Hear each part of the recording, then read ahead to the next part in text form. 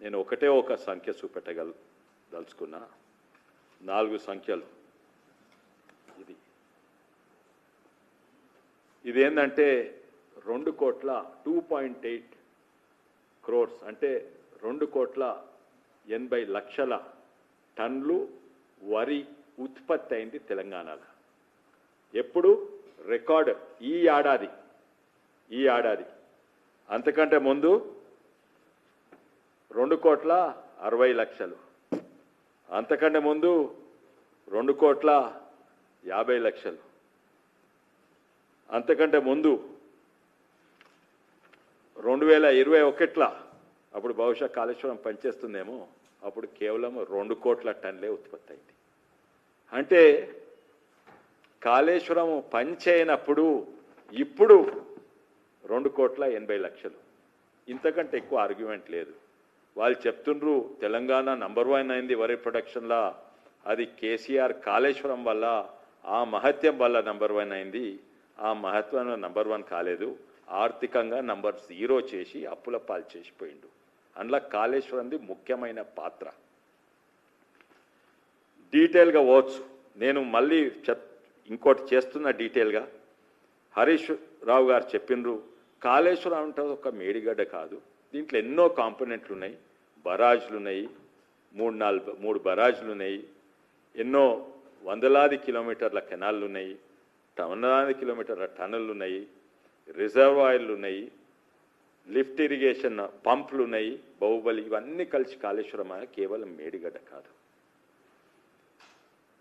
అయితే వారు చెప్పింది అక్షరాల నిజం. కాళేశ్వరం అంటే ఒక ప్రాజెక్ట్ కాదు, ఒక సిస్టమ్ ఉంటే అందులో వివిధ కాంపోనెంట్స్ ఉంటాయి. వారు చెప్పిన కాంపోనెంట్స్ అని హరీష్ రావు గారు చెప్పిన కాంపోనెంట్స్. అయితే దీంట్లో అన్నిట్ల పెద్ద లోపం అంటే వాస్తవంగానే అన్నిట్ల పెద్ద లోపము మేడిగడ్డ స్ట్రక్చరల్ ఇంజనీరింగ్ డ్యామేజ్ కాదు. దానికి ఎన్నో కారణాలు ఉంటాయి. డిజైన్ అని ఉండొచ్చు, లేకుంటే క్వాలిటీ కంట్రోల్ మంచిగా చేయవచ్చు, లేకుంటే హైడ్రాలజీ అది మంచిగా చేయకుండొచ్చు, లేకుంటే జియాలజీ టెస్టింగ్ మంచిగా చేయకూడదు, లేకుంటే ఇంజనీరింగ్ ఎల్ఎన్టీఓలు కన్స్ట్రక్షన్ క్వాలిటీ మంచిగా చేయకూడదు. ఈ కారణాలే ఉంటాయి. సరే, మేడిగడ్డ మంచిగా పనిచేసింది అనుకోండి, ఆ పంపులు మునిగిపోలేదనుకోండి, ఆ కొండపోచమ్మ సాగర్ ప్రతి కాంపోనెంట్ ఈ సిస్టంలో ప్రతి కాంపోనెంట్ మంచిగా అయింది అనుకోండి, ప్రతి కాంపోనెంట్ మంచిగా నడుస్తుంటే ఈరోజు తెలంగాణ నాశనం అయిపోతుండే. ఎందుకంటే సిస్టమ్ డిజైన్ తప్పు. ఉదాహరణంగా ఈ బాటిల్కు ఓ బాటిల్ ఉన్నది, మూతున్నది, ఈ మూత మంచిగా ఉన్నది, బాటిల్ మంచిగా ఉంది, కానీ ఈ మూత తీసుకొని ఇక్కడ పెడితే ఇది పనిచేస్తుందా? ఇట్లా తాగుతాయి. అయితే ప్రతి కాంపోనెంట్ మంచిగా ఉన్నా కూడా సిస్టమ్ డిజైన్ అసలు ఎనాలిసిసే చేయలేదు. అది సిస్టమ్ డిజైన్ తప్పు, ప్రతి విధానంగా తప్పు. కాళేశ్వరంది ఏ సైన్స్ ప్రకారంగా తప్పు, ఇది జియో హైడ్రో మార్ఫాలజీ ప్రకారంగా తప్పు, హైడ్రాలజీ ప్రకారంగా తప్పు, జియాలజీ ప్రకారంగా తప్పు, పొటోమాలజీ అంటే సైన్స్ ఆఫ్ రివర్ ప్రకారంగా తప్పు, స్ట్రక్చరల్ ఇంజనీరింగ్ ఎన్నో తప్పులున్నాయి, ఎలక్ట్రికల్ ఇంజనీరింగ్ ఎన్నో తప్పులున్నాయి, సివిల్ ఇంజనీరింగ్ ఎన్నో తప్పులున్నాయి, ఇరిగేషన్ ఇంజనీరింగ్ ఎంతో తప్పులున్నాయి, ఎకనామిక్ వయబిలిటీలా పెద్ద తప్పులున్నాయి, బేసిక్ ఫిజిక్స్ స్కూల్ పిల్లలు చదువుకునే ఫిజిక్స్లో కూడా, ఇవన్నీ కూడా నేను వివరంగా చెప్తాను మరో రోజు.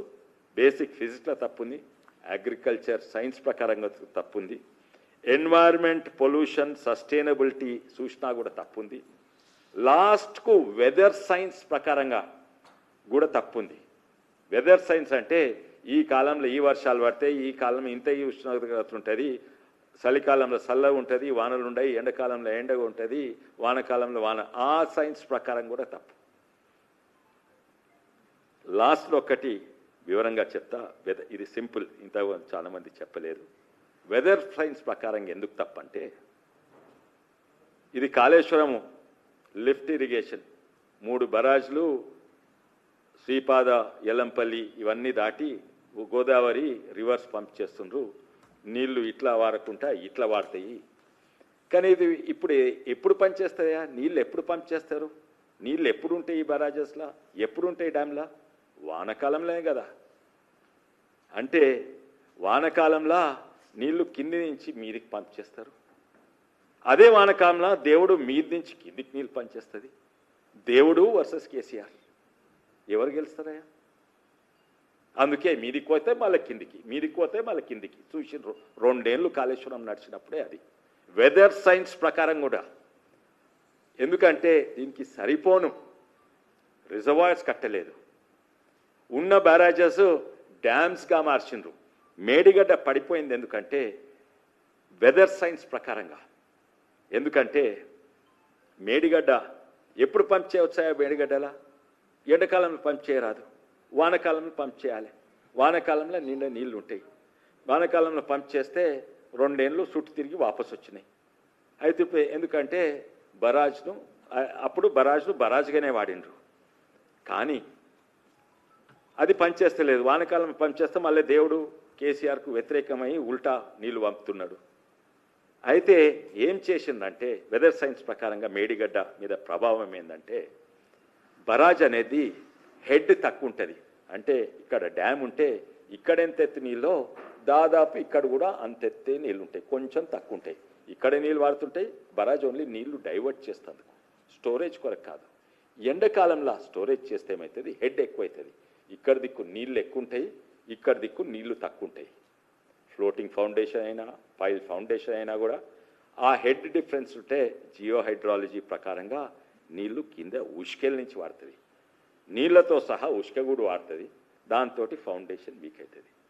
దీంట్లో వెదర్ ప్రభావం ఉంది. ఎందుకంటే 2 ఏళ్ల తర్వాత కాళేశ్వరం అనే మేడిగడ్డ అనే బ్యారేజ్ తీర కాదు, అది డ్యామ్ తీరుగా రిజర్వాయర్ తీరుగా వాడకం మొదలుపెట్టే వరకు కిందంతా కొట్టుకుపోయింది. ఎందుకంటే జియో హైడ్రాలజీ ప్రకారము 2 దిక్కులు నీళ్లు ఉంటే నీళ్ళు ఇక్కడి నుంచి పోతాయి, కింది నుంచి ఉష్కెల నుంచి పోవు. అయితే వెదర్ సైన్స్ ప్రకారం కూడా తప్పు. ఫస్ట్ గుర్తించిండ్రు మీదికి పోవాలి, మళ్ళీ కిందికి రావాలి. మీరు చూసిండ్రు మానేరు నుంచి మళ్ళీ మానేరు నుంచి కిందికి వదిలిండ్రు. 2 ఏళ్ళు అట్లనే నడిచింది. ఇంకో ఏడాది ఇట్లా చేసే వరకు వెదర్ సైన్స్ వల్లనే కూలిపోయింది. నేను డీటెయిల్గా ప్రెజెంటేషన్ ఉంది, ఇక్కడనే 3D మోడల్స్ పెడతాను, ఇక్కడనే ప్రెజెంటేషన్స్ పెడతాను, 3D విజువలైజేషన్ పెడతాను, 3D మోడల్స్, ఇవన్నీ కూడా డీటెయిల్గా నేను చెప్తాను. కానీ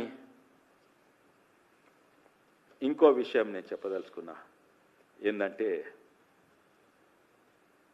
వరి పంట ఎందుకు ఎక్కువైంది? మనం ఎంత తింటాం? ఒక వ్యక్తి యావరేజ్గా అంటే ఒక లేబర్ శ్రమతో చేసే పని చేసినైనా బాగా అన్నం తింటాడు. పెద్ద మనుషులు తక్కువ తింటారు, చిన్నపిల్లలు పసిపిల్లలు తక్కువ తింటారు, మహిళలు తక్కువ తింటారు, ఇట్లా ఆఫీస్లో కూర్చొని పనిచేసేటోళ్ళు తక్కువ తింటారు. యావరేజ్గా ఒక మనిషి 72 కేజీలు తింటాడు. మన జనాభా ఎంతయ్యా? 4 కోట్లు అనుకోండి.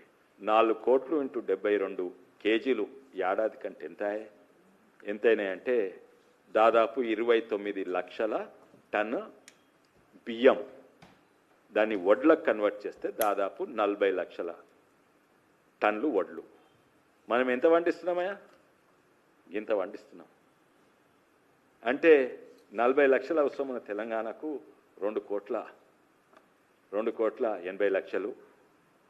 కేసీఆర్ ఉన్నప్పుడు కూడా దాదాపు 2 కోట్లు 2.5 కోట్లు పంచినాం. ఇది ఎవరు తెలంగాణ తింటందుక? కాదు. అంటే వేరే రాష్ట్రాలలో వరి కరువు ఉందనుకోండి, అప్పుడు వండిస్తాం, మన దేశం అభివృద్ధి కొరకు పండించింది అనుకోండి, గొప్పగా ఫీల్ కావచ్చు. కానీ మొత్తం భారతదేశం మనం తినేదానికంటే ఎక్కువ వరి పండిస్తున్నాం. అయితే కేంద్ర ప్రభుత్వం వాళ్ళకి అవసరం లేదు. కేంద్ర ప్రభుత్వం వరి ఎందుకు అవసరం? ఎందుకంటే దాన్ని బియ్యం తయారు చేసి 5 కేజీ బియ్యం పేదోళ్ళకి ఇస్తందుకు సరిపోను కాదు, ఎక్కువ ఉన్నది కేంద్ర ప్రభుత్వం దగ్గర. గోడౌన్లల్లో మురుగుతున్నాయి, పోల్ట్రీ ఫీడ్ కొరకు వాడుతున్నారు. కొంతమంది దాంతో సారనో విస్కీయో తయారు చేస్తున్నారు. దానికి కూడా అయినా కూడా అవసరం ఉన్న దానికంటే ఎక్కువ వండించేది భారతదేశము, ప్రత్యేకంగా తెలంగాణ. అయినా కూడా కేంద్ర ప్రభుత్వము తెలంగాణ రైతుల నుంచి కొంటున్నది. ఎందుకు? వాళ్ళ అవసరానికి కాదు, తెలంగాణ రైతులను ఆదుకుంటందుకు. ఎందుకంటే తెలంగాణ రైతులకు వేరే దిక్కే లేదు.